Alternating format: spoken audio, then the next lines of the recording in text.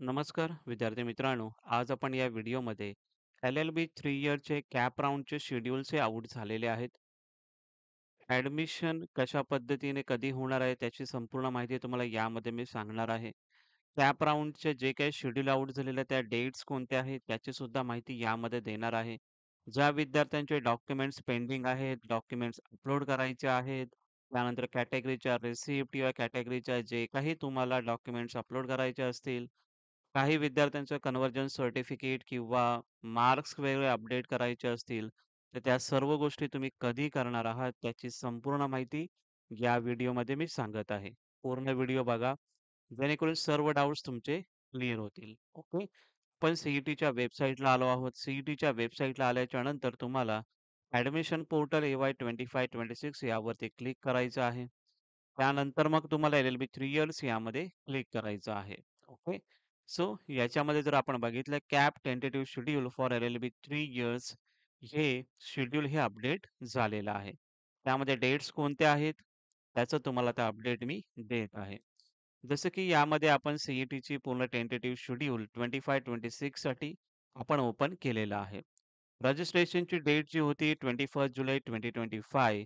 आता जर ज्या विद्यार्थ्यांना समजा नवीन विद्यार्थी असेल ज्यांनी आत्तापर्यंत रजिस्ट्रेशन केलं नसेल, ते विद्यार्थी रजिस्ट्रेशन कधी करू शकतात? ती एक डेट तुम्हाला सांगेन मी.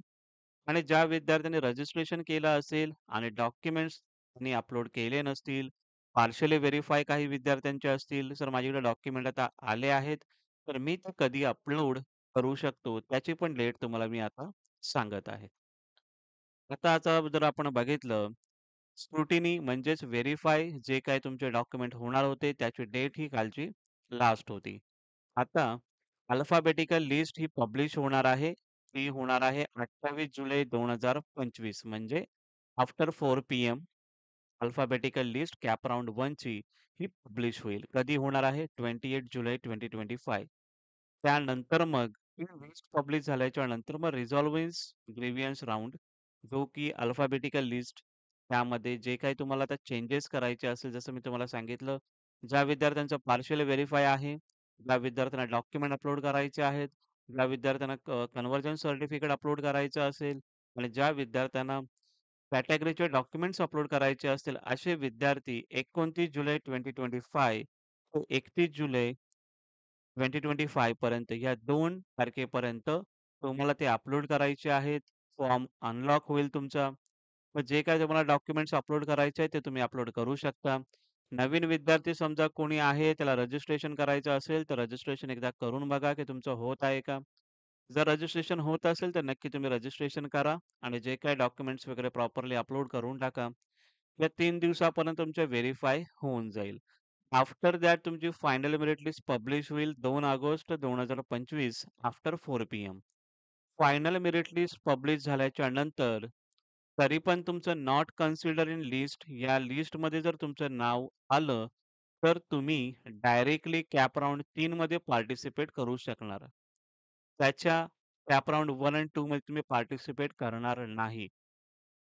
त्यासाठीच बोलत आहे, की जेव्हा ग्रीव्हन्स राउंड हा जेव्हा चालू होईल त्याच्यावरती मी व्हिडिओ पण बनवेन. ग्रीव्हन्स राउंड त्या टाइपचा आपला लोगो असेल त्या टाइपने तुम्हाला व्हिडिओ पण बनवेन. सो त्या डेटला जे काही चेंजेस करायचे आहेत ते तुम्हाला चेंजेस या रिझॉल्व्हिंग ग्रीव्हन्समध्येच करायचे आहेत. ओके. आणि after that final merit list publish झाल्याच्या नंतर तिथे तुम्हाला रँक समजेल, की तुमचा ॲक्चुअल रँक ओव्हरऑल महाराष्ट्रामध्ये तुमचा रँक किती आहे आणि ॲज पर रँकनुसार तुमचा जो काही कट ऑफ असेल किंवा तुमचं जे काही पर्सेंटाईल आहे, त्या बेसवर तुमचं कोणता कॉलेज लागेल, कोणता कॉलेज नाही लागणार त्यावरती आपल्याला एक आयडिया भेटून जाईल. पण यामध्ये जर आपण बघितलं, सी-ई-टीने यामध्ये लिहिलेलं आहे टेंटेटिव्ह शेड्यूल. ओके. सो यावरती पण आपल्याला लक्ष देणं गरजेचं आहे. तर राइट नाऊ जी काही प्रोसेस आहे त्यानुसार अल्फाबेटिकल लिस्ट 28 जुलै 2025 रोजी पब्लिश होईल. ज्या विद्यार्थ्यांचं अल्फाबेटिकल लिस्टमध्ये नाव नसेल म्हणजेच नॉट कन्सिडर इन लिस्ट या लिस्टमध्ये नाव असेल, त्या विद्यार्थ्यांनी हे रिझॉल्व्हिंग ग्रीव्हन्स हे फिलअप करायचं आहे.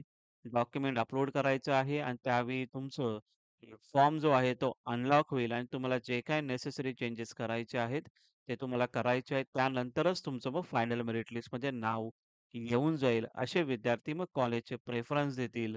कॉलेजचे प्रेफरन्स दिल्याच्या नंतर तुम्हाला कॉलेज अलॉटमेंट होईल आणि मग तुम्ही कॉलेजमध्ये ॲडमिशनसाठी तुम्हाला जायचं आहे. पण आता सध्या फायनल मेरिट लिस्ट यामध्ये पब्लिश कधी होणार त्याची डेट दिलेली आहे.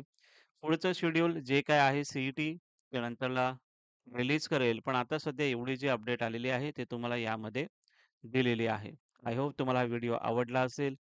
तर नक्की या व्हिडिओला लाईक करा, शेअर करा आणि हा तुमचा चॅनल आहे, तर डेफिनेटली याला सबस्क्राईब करा आणि या व्हिडिओला तुम्हाला माहिती आहे मी दररोज बोलत असतो, की हाइप सुद्धा करा. नवीन ऑप्शन आलेला आहे. सो या व्हिडिओला हाइप सुद्धा करा. Thank so much.